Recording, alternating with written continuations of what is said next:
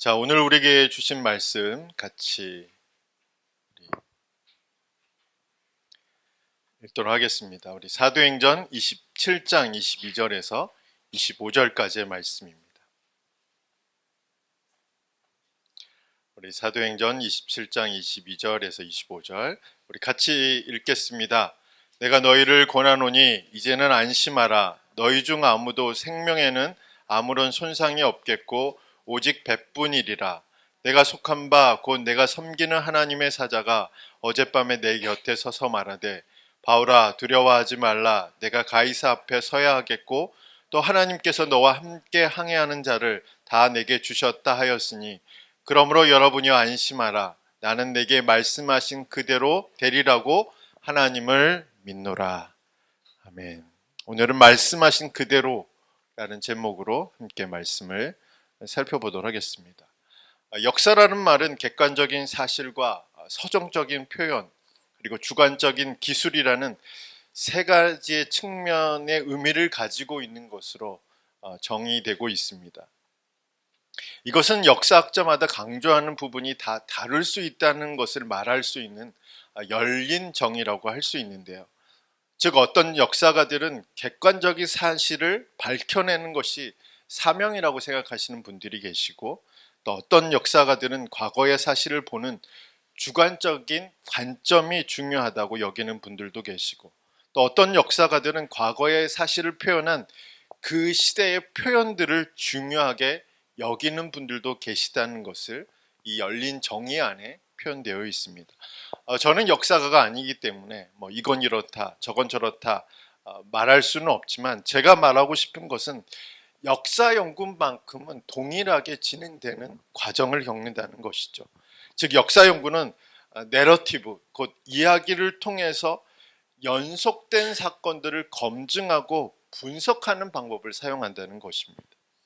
물론 역사를 연구하는 세부적인 방법들은 노영정 집사님이 더 잘 아시겠지만 다른 여러 가지 방법들이 존재하겠지만 큰 틀 안에서는 어떤 역사적인 사건이 발생했을 때 그 사건을 검증하고 분석하기 위해서는 그 역사적인 사건만을 조사해서는 안 되고 그 사건이 가지고 있는 내러티브 안에서 이해하려고 시도해야 된다는 것을 말하는 것입니다.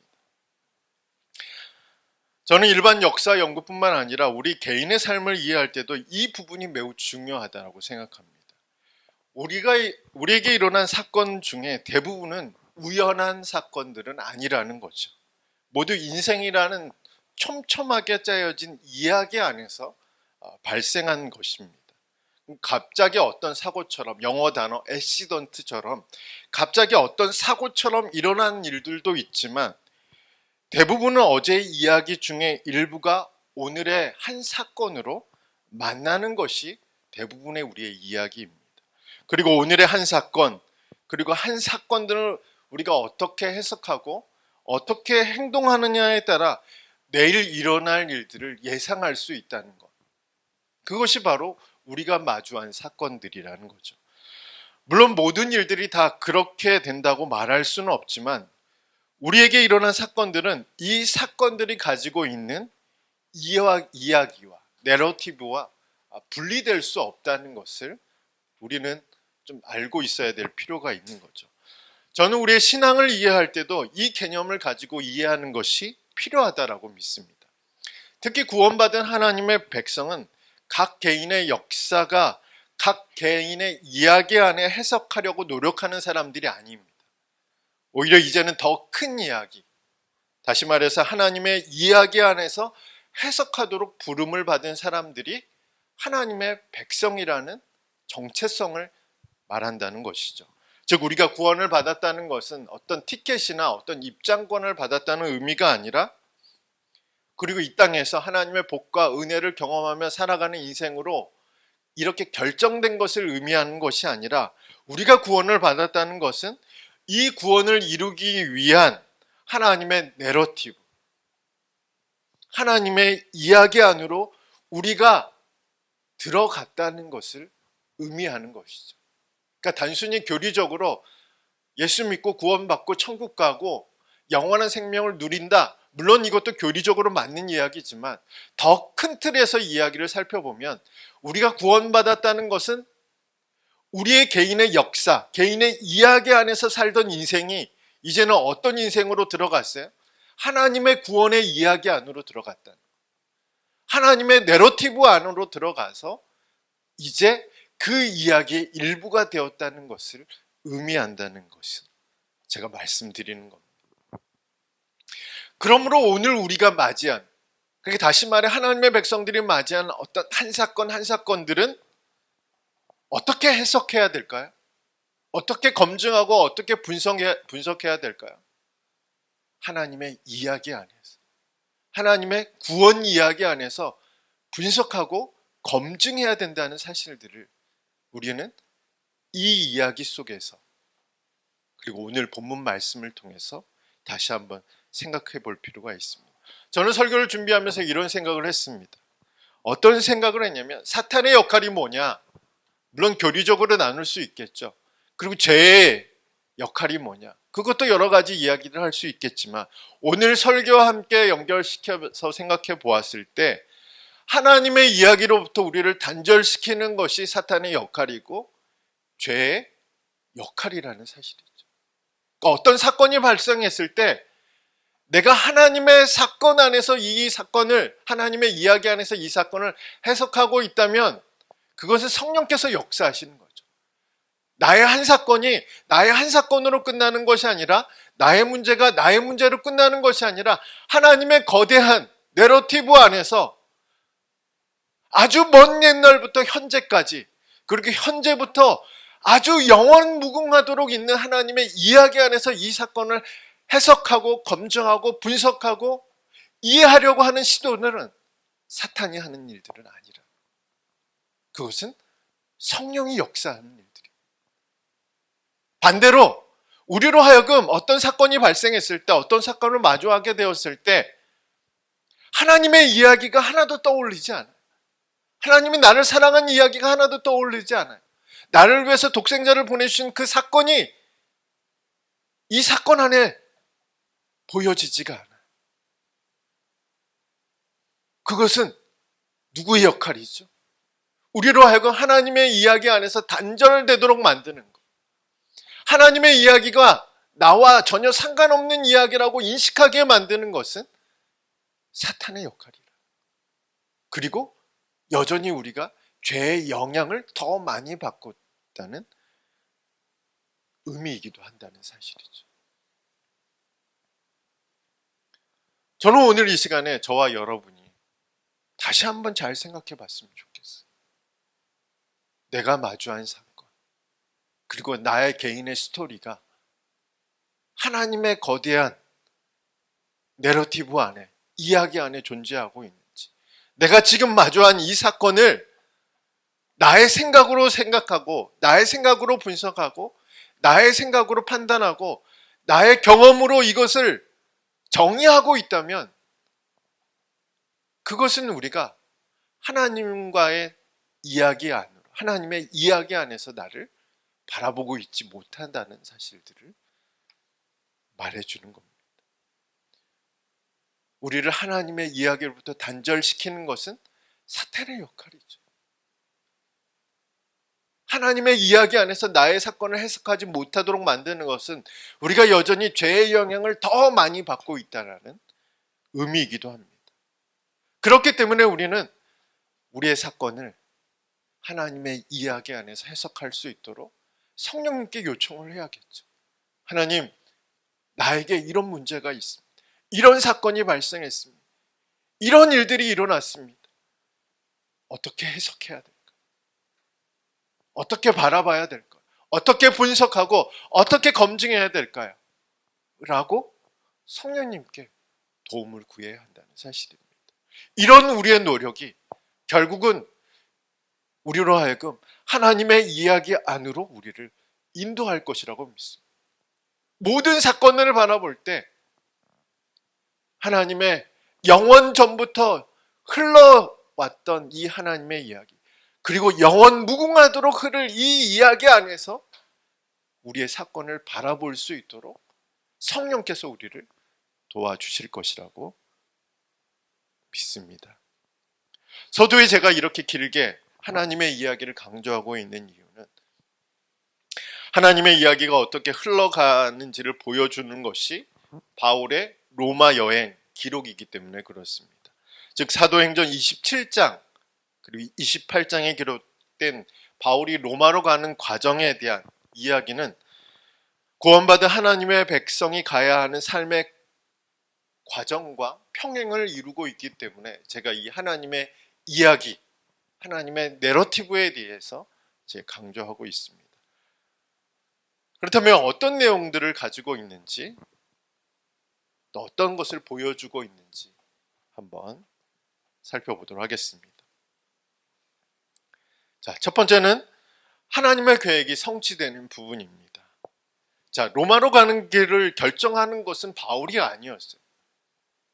하나님의 계획이었습니다. 이 하나님의 계획은 바울이 회심하기 전부터 진행된 하나님의 계획과 뜻이었습니다. 그것을 말하고 있는 것이 사도행전 1장 8절입니다. 자, 우리 사도행전 1장 8절 함께 읽어보도록 하겠습니다. 우리 주보에 나와 있습니다. 우리 같이 한번 제가 좀 친절합니다. 친절하게 여러분들이 읽어야 될 거 제가 다 기록했습니다. 제가 오늘 이 와이셔츠 예쁘죠? 이 와이셔츠 의미를 모르시죠? 저희가 이제 오늘 식사를 뭐 할 거냐에 따라서 제가 하얀 것을 입고 오느냐 아니면 색깔이 있는 것을 입고 오느냐 달라진다는 것을 뭐 좋아서 입고 온 건 아니고요. 주는 대로 입는데 오늘 빨간물이 많이 튀면 이제 닦기 어려우니까 요걸로 색깔을 했습니다. 보니까 아까 앞치마도 사갖고 왔던데 저는 필요 없습니다. 이거 입고 왔어요. 이게 보호장치예요. 우리 사도행전 1장 8절 같이 읽겠습니다. 우리 사도행전 1장 8절 같이 읽겠습니다. 시작. 오직 성령이 너에게 임하시면 너희가 권능을 받고 예루살렘과 온 유대와 사마리아와 땅끝까지 이르러 내 증인이 되리라 하시니라. 자, 여기서 땅끝의 의미의 1차적인 의미가 어디냐면 로마라는 사실이죠.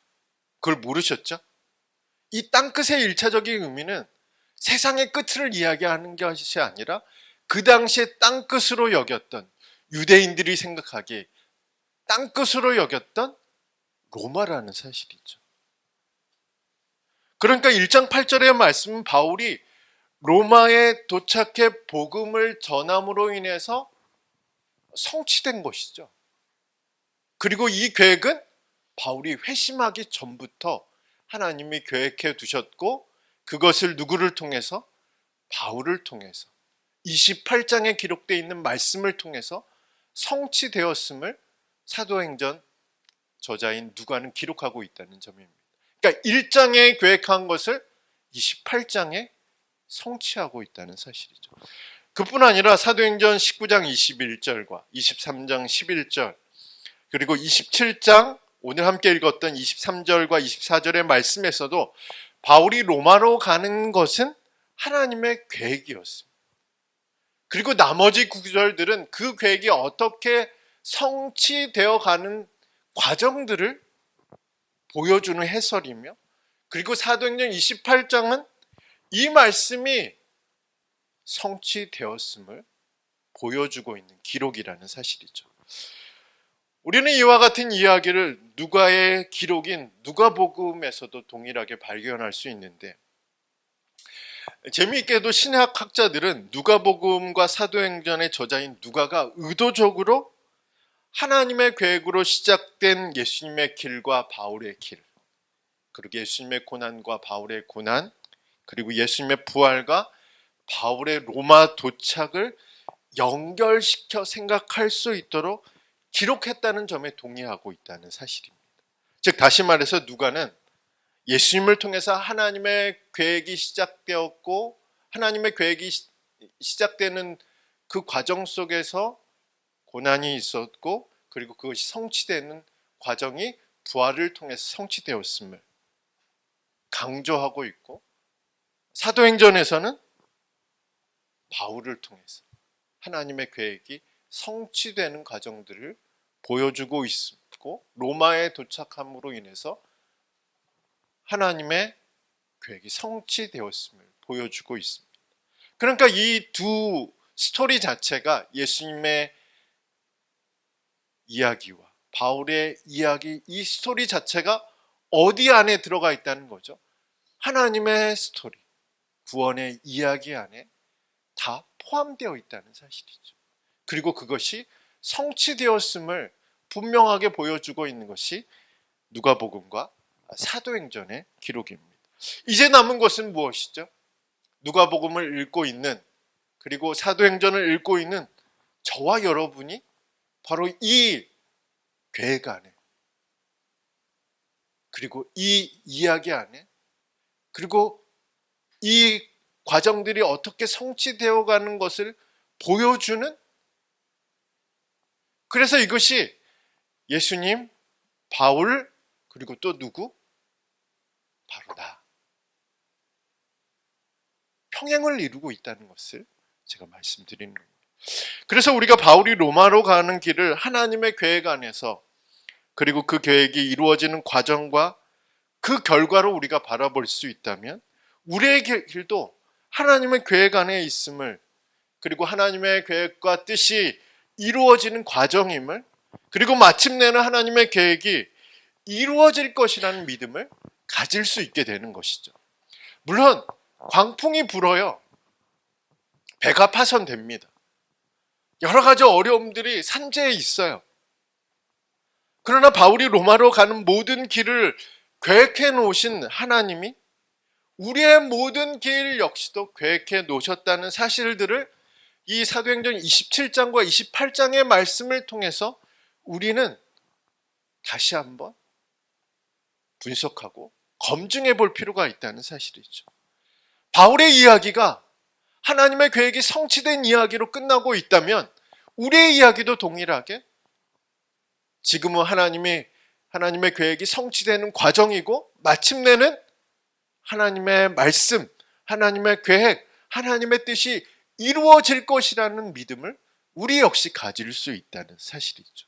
그러므로 우리도 이 사도행전 27장과 28장, 이 바울의 이야기, 그리고 이 바울의 이야기를 품고 있는 하나님의 이야기 안에서 우리의 사건들을 바라본다면, 우리 역시도 지금의 이 과정들, 지금의 이 풍랑, 또 지금의 우리가 마주한 어떤 배의 파손, 이런 것들조차도 하나님의 이야기를 막지 못하고, 우리의 이야기도 막지 못하고, 하나님의 뜻과 계획도 막지 못하고, 그래서 결국은 마침내는 하나님의 계획이 이루어지는 것을 우리가 경험하게 될 것이라는 사실입니다. 이 믿음으로 우리가 우리의 이야기를 봐야 되는 거죠. 자, 두 번째, 바울의 이야기, 바울의 로마로 가는 이야기를 우리가 살펴볼 것은 고난을 바라보는 관점에도 우리에게 영향을 미치기 때문에 그렇습니다. 자, 사도행전 27장부터 시작된 바울의 로마행 기록을 보면 바울의 고난도 함께 기록되어 있습니다. 그런데 사도행전에 기록된 여러 가지 고난과 바울의 고난이 다르지 않다는 것을 이야기하는 거죠. 그러니까 특별한 것은 아니라는 것을 이야기합니다. 감금하고 매맞고 흩어지고 순교하고 투옥을 당하고 돌로 맞고 끌려다니는 것 등의 일들 중에 하나가 바로 27장과 28장에 기록된 바울의 고난의 모습이라는 거예요. 그래서 사도행전의 저자인 누가는 사도들과 성도들이 당하는 고난, 그리고 바울이 받는 고난들을 아주 상세하게 기록하고 있어요.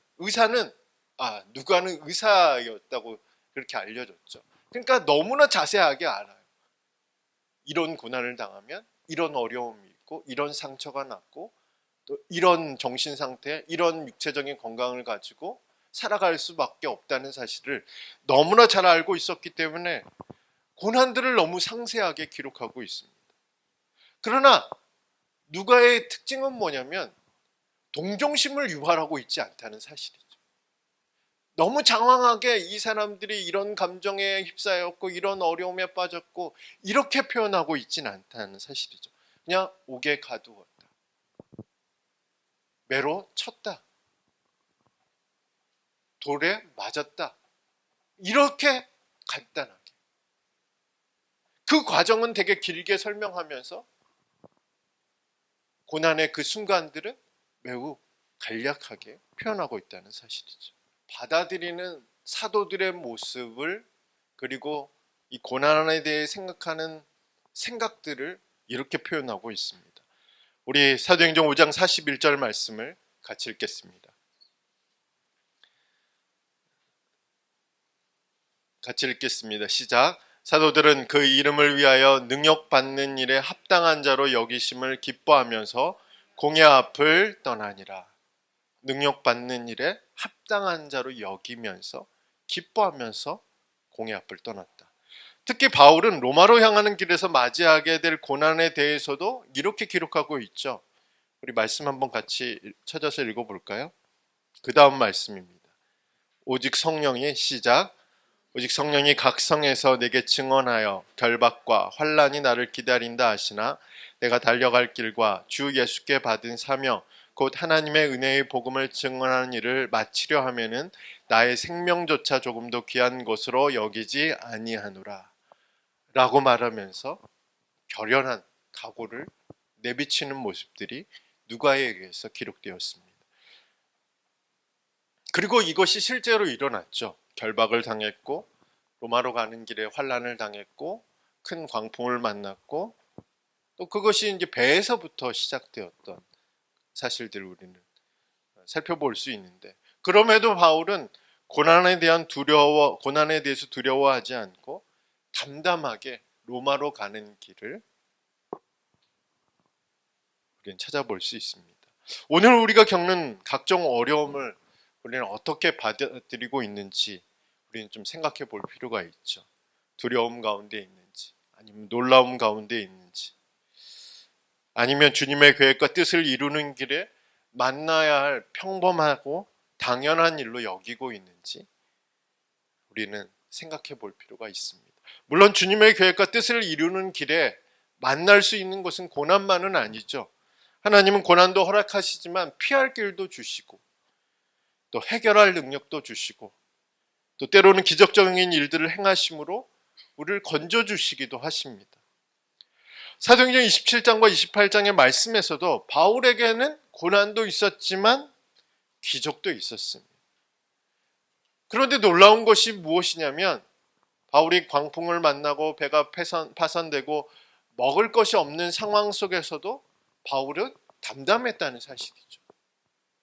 또한 자신을 통해서 기적적인 일들을 발생했잖아요. 그런데 놀라지 않았다는 사실이죠. 그러니까 어떤 부분에서도 놀라지 않았다. 그러니까 당연하게 일어날 수 있는 일들. 주님의 이야기, 하나님의 이야기 안에서 당연하게 일어날 수 있는 일. 고난 앞에서도, 기적적인 일들 앞에서도 우리 같았으면 어땠을까요? 이런 바울의 모습을 보았던 사람들의 눈과 귀는 당연히 바울을 향할 수밖에 없었다는, 우리가 결론에 도달할 수밖에 없지 않습니까? 감리교회의 창시자였던 존 웨슬리에게 영감을 주었던 사람들이 있었는데 그 사람들이 누구냐 하면 모라비안 교인들이었습니다. 그때도 폭풍과 치고 배가 풍랑을 만나 난파 직전까지 갔습니다. 모두들 혼비백산해서 안절부절하지 못할 때 모라비안 교인들은 찬송을 부르면서 죽음 직전에도 평안한 모습을 보고 웨슬리가 큰 감동을 받았습니다. 폭풍이 지난 후에 사람들이 이 모라비안 교인들에게 물었습니다. 당신들은 폭풍이 두렵지 않습니까? 그러자 그들이 이렇게 말했습니다. 하나님께 감사한 일입니다마는 별로 두렵지 않습니다. 여자와 아이들도 죽음을 두려워하지 않습니다. 저와 여러분은 어떻습니까? 고난 앞에서 하나님이 우리에게 주시는 마음은 두려워하는 마음이 아니죠. 하나님의 능력, 그리고 하나님의 사랑, 우리의 삶에 대한 절제입니다. 바울처럼 우리에게도 이 마음이 모라비안 교인들처럼 우리에게도 이 마음이 우리 가운데 부어지기를 우리가 함께 기도했으면 좋겠습니다. 그래서 주님이 인도하시는 길에 만나는 여러 가지 어려움에도 주님의 계획과 뜻이 이루어지는 과정 속에서도 모든 것에 평안을 유지하고 믿음으로 주님 앞에 의탁하는 저와 여러분이 되기를 축복합니다. 공광교에 발음이 좀 어렵죠. 완행버스로 다녀왔다라는 시의 일부분을 제가 부분적으로 발췌해서 읽어드리자면, 오랜만에 광화문에서 일산 가는 완행버스를 탔다. 남원 추어탕집 앞도 지나고 파주옥 앞도 지나고 전주 비빔밥집 앞도 지나고 스캔들 양주집 간판과 희망 맥주집 앞을 지났다. 버스는 뉴욕제간을 지나서 파리 양장점 앞에서 천국 부동산을 향해 가고 있었다. 천국을 빼고는 이미 내가 다 여행 삼아 다녀본 곳이다. 완행버스를 타고 가며 남원, 파주, 전주, 파리, 뉴욕을 다시 한번 다녀온 곳만 같다. 직행버스를 타고 갈 수 없는 것을 느릿느릿한 완행버스로 다녀왔다. 하나님이 때때로 우리를 직행버스가 아니라 완행버스로 태우실 때가 있습니다. 가다 멈추고 가다 멈추고 모든 정거장마다 다 정차하는 완행버스를 태우실 때가 있죠. 그러니까 쉽게 빠르게 건너갈 수 있는 문제도 그냥 지나가지 못하도록,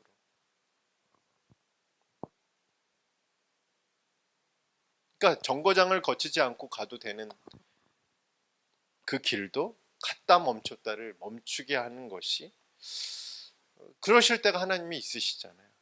왜 그러실까요? 그 이유는 우리로 하여금 우리의 속도가 아니라 하나님의 속도에 맞추게 하시기 위함이 아닐까요? 우리의 이야기가 아니라 하나님의 이야기를 들어보라는 하나님의 사인이지 않겠습니까? 그래서 우리에게 하나님의 계획과 뜻이 있다는 사실들을 알게 하시고, 또 우리에게 하나님의 계획과 뜻이 이루어지는 과정을 보라는 하나님의 메시지가 이 안에 담겨져 있지 않겠습니까? 우리의 사건, 우리의 이야기는 하나님의 이야기 안에 있습니다. 우리는 우리가 만나는 사건, 또 우리의 이야기를 하나님의 거대한 이야기 안에 해석하도록 부름을 받은 사람들입니다. 우리는 그 과정 속에서 하나님이